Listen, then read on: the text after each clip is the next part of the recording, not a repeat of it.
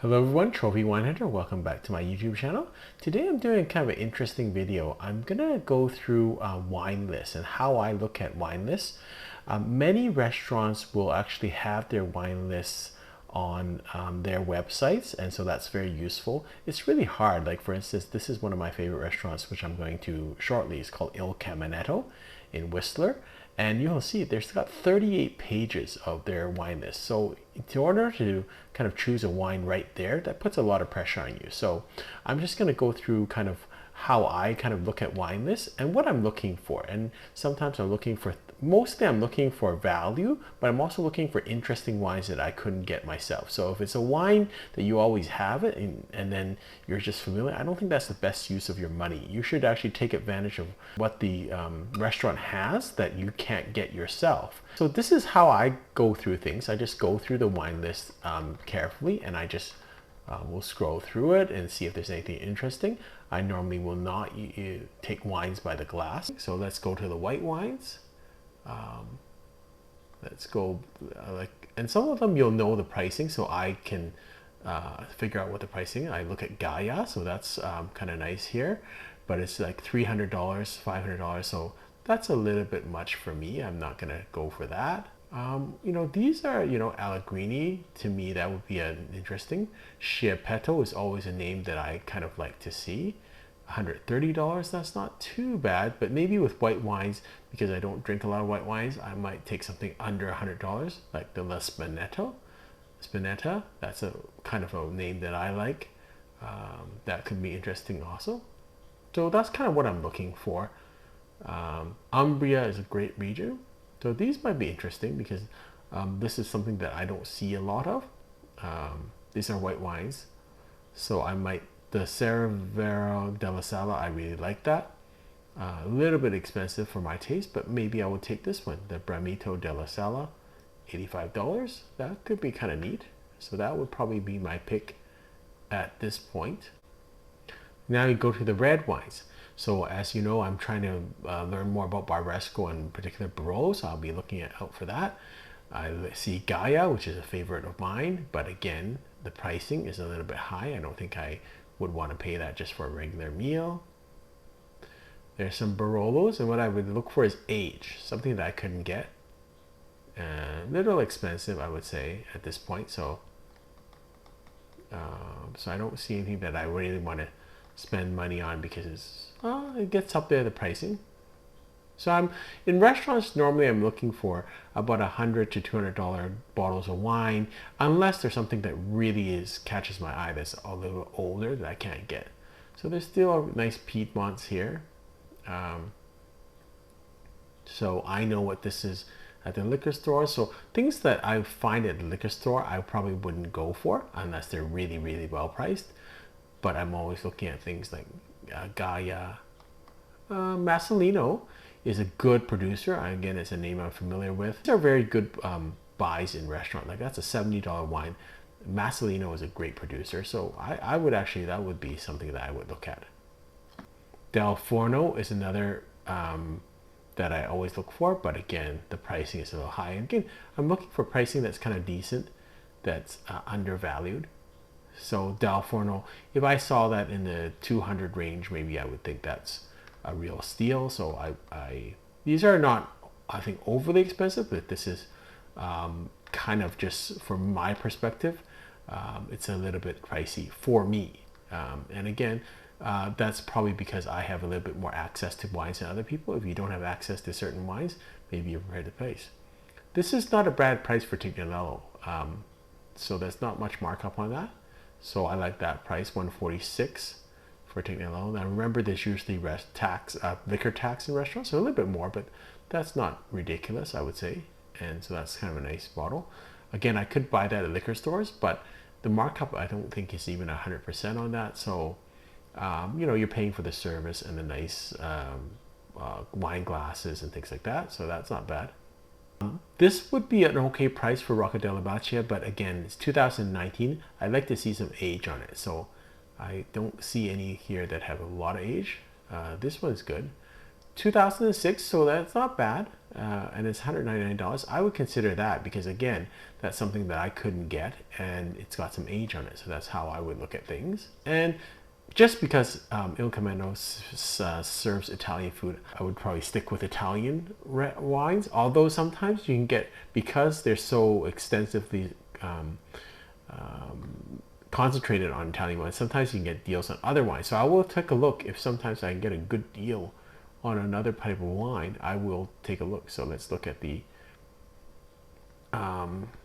US wines and see if there's anything that's interesting. Now Schrader Double Diamond, that's, so I know the pricing of that outside in liquor stores, and that so I guess I wouldn't buy that because I could buy that myself outside. Let's go to a wine list that's not as extensive, so it might be easier to comprehend. This is from a restaurant called Aura in Victoria. I'm going to go see them also. So I asked them for their wine list, and they were nice to give it to me. So again, let's try and pick out something that's of value. So let's say if I was looking at the sparkling wine, I generally like, I think the Veuve, I know the price of Veuve here, and so I could get it myself, so I wouldn't take that. So of these, I would probably take, and I think Prosecco is not as interesting. So if I had to choose, I would probably take this one, the Indigenous World Hoey Nam Charmat. I've never even seen this wine. So it's West Kelowna. It's $55 a bottle. It's a sparkling. So I would probably, if among these ones, that's the wine that I would choose. Let's go to the white. So I'm not going to look at the white wine by the glass, but I'm just looking at bottles. So again, a lot of BC wines, but let's see what we have. The Ken Forster is something that I'm familiar with. Markup is not that high on it. But given the menu, I would probably go for a BC wine.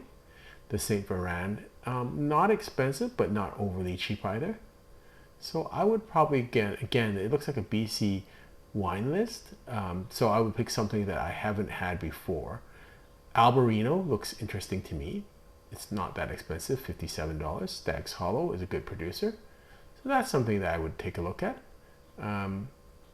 This one is actually, because I'm interested in Alsace wines, I would probably look at this one, the Riesling from Beck Hartwig, Grand Cru from Frankenstein. So it is a Grand Cru vintage, $84. I don't think that's ridiculous. So those would be my two choices with the white wines. And again, it's based on your own personal preference, what you like, and also pricing, right? You would look at, it's kind of just you decide. And this is kind of a nice list because it's not that big. So let's say I had to choose a red wine. Again, lots of BC choices. I am familiar with Blue Mountain, so I know the price of that. I would probably stay away from Blue Mountain because I can get that myself. The Altesino Brunello, I see that a lot, as do I see the Catina. So these are names that I'm familiar with. I can see at liquor store, so I probably would stay away from them unless I could get a really good price. So of these, I don't see anything that's really old. So I would probably go for something that I don't usually have. So the Pinot Noir Saddleback, that would be interesting for me. Or if you want to just go inexpensive, this is a nice Sangiovese Reserva Umberto Cesari, $48. I don't think you go too much wrong with that. Yeah, so those were the two that I would really look at. I might look at this one, the Mount Boucherie Syrah. So again, even though I don't normally drink BC wines, because you can see the domination of BC wines in there, that's probably going to be where your best value and your best choices are. Last one, this is the Union Club in Victoria. Again, we go over and visit them. So they have quite a nice wine list, and for those people who are Union Club members, you should really take advantage. A lot of times private clubs will have some nice pricing.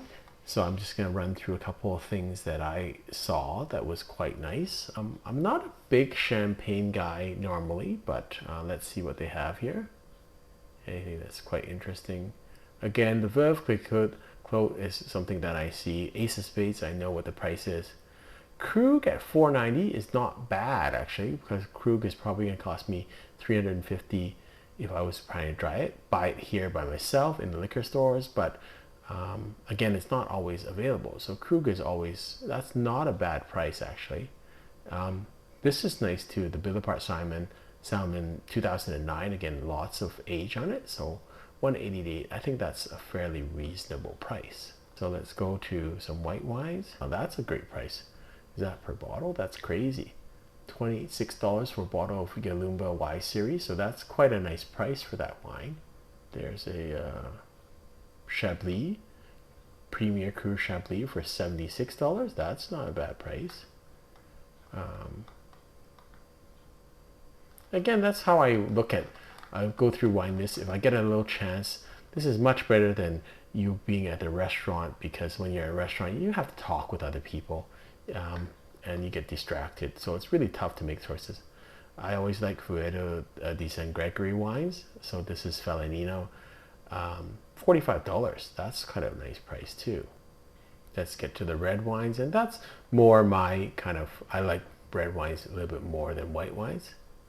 So I would look at them a little bit more carefully. But again, I'm picking out, there's a lot of nice stuff. So the Argentino, I did a review for that, and it's this is 2013, so a lot of age on this, and it's gonna be $150. So that's a great price for that wine. I think that's a great price. And look at this one below. 2011 Finca Altamira. Again, you've got a 10-year-old wine, $159. I don't think that's a bad price either. So those are two wines that I would definitely look at. This Saint Henri, that's 2014, nice age, but at $220, I think there are other better deals on this wine list. There's lots of good stuff. So get Burgundy, because I'm always interested in Burgundy. Let's see if there's anything good here. Bichot, Clos de la Roche, I'm familiar with that wine. Not a bad price. Chave, I look at that now. That's a great price for Chave. So this is not Chave Hermitage, but it's their kind of Côte d'Ivoire wine, but $42. I mean, that's, to me, that's great.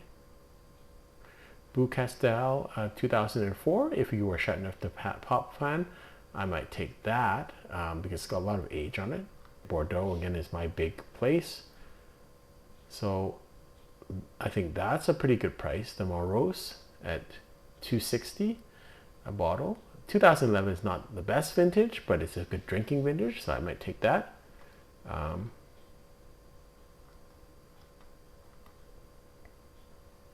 a second wines. This isn't a bad bottle either. 2015 Lynch Bache. It's probably the same price in the liquor stores right now. A great vintage, so that could be neat. I might take that, the Alter Ego at $244. Alter Ego is probably at least that, close to that price in BC liquor store, so I wouldn't mind that price. Piedmont, again, Piedmont is a region that I'm really interested in, and we have Produttori del Barbaresco, which is something I'm familiar with. Look at these prices. I think these are great prices because this is 2013. It's almost a 10-year-old wine, so it's $110.